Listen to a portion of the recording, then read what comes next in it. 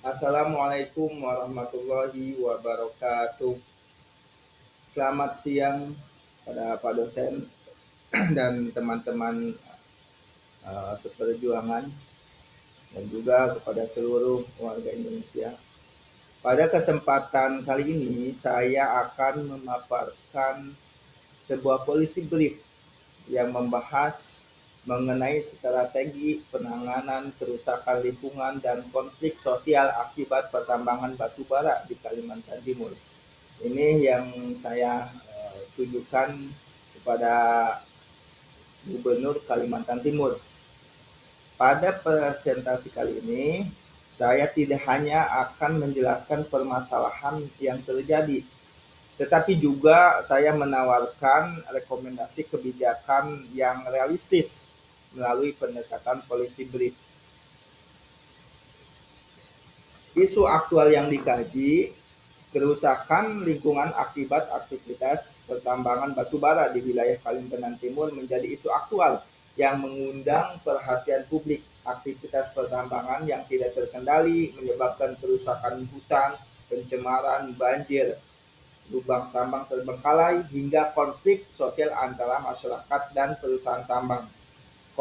Kondisi ini semakin menjadi perhatian karena Kalimantan Timur ini merupakan wilayah penyangga pembangunan ibu kota Nusantara atau disebut dengan IKN.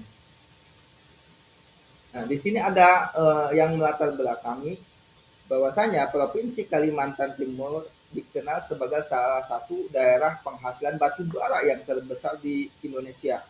Beberapa permasalahan yang muncul antara lain yang pertama, banyaknya lubang tambang yang belum direklamasi. Kedua, peningkatan banjir di wilayah perkotaan dan pedesaan.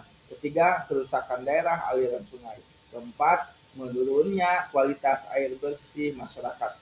Dan kelima, konflik lahan antara masyarakat adat dan perusahaan tambang. Kemudian yang keenam, menurunnya kualitas kesehatan masyarakat tambang.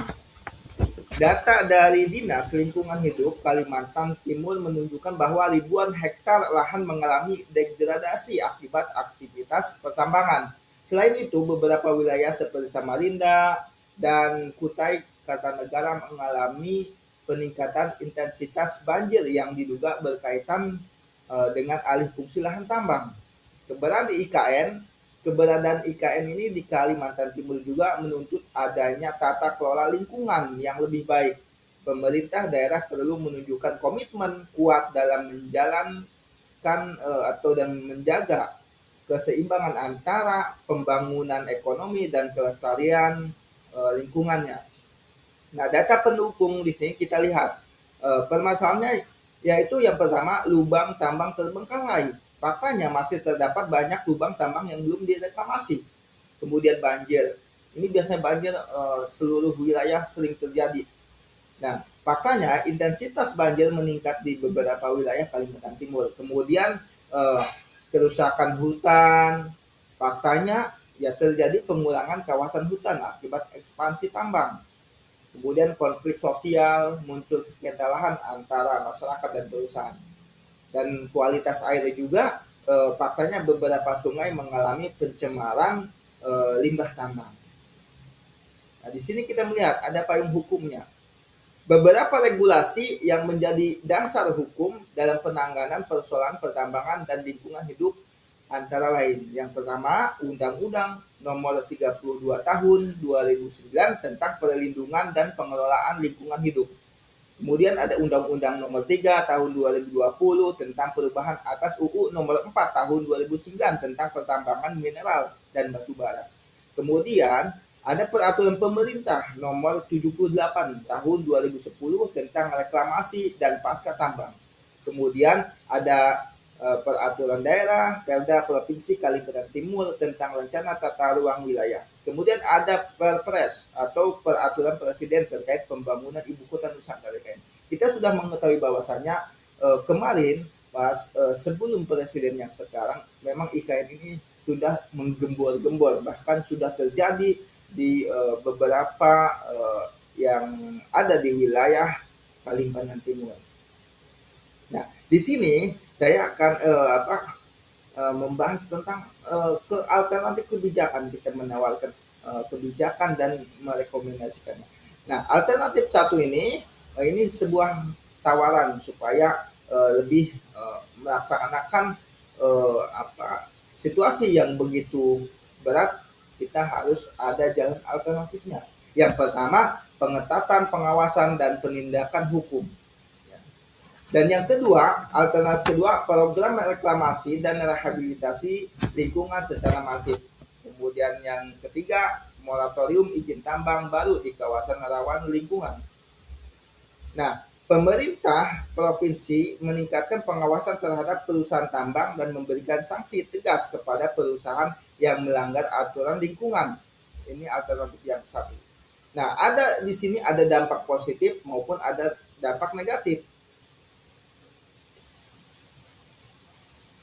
Nah, di sini ada alternatif yang satu, pengetatan pengawalan dan penindakan hukum. Pemerintah provinsi meningkatkan pengawasan terhadap perusahaan tambang dan memberikan sanksi tegas kepada perusahaan yang melanggar aturan lingkungan. Nah, kita lihat ini ada dampak positifnya, yaitu menurunkan angka pelanggaran lingkungan, mendorong perusahaan lebih patuh terhadap regulasi, terus mengurangi kerusakan lingkungan jangka panjang, dan juga ada sisi dampak negatifnya juga. Ini berpotensi menimbulkan resistensi dari perusahaan tambang, kemudian membutuhkan biaya pengawasan yang begitu besar. Nah, alternatif yang kedua juga di sini kita melihat ada dampak positifnya juga.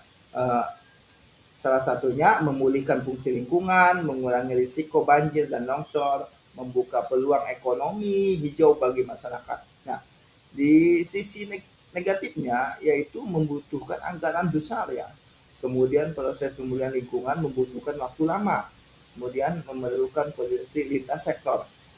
Nah, dari alternatif 3 juga ada dampak positifnya juga. Yang pertama, mengurangi eksploitasi lahan berlebihan, menjaga kawasan resapan air dan hutan. Kemudian mendukung pembangunan berkelanjutan IKN.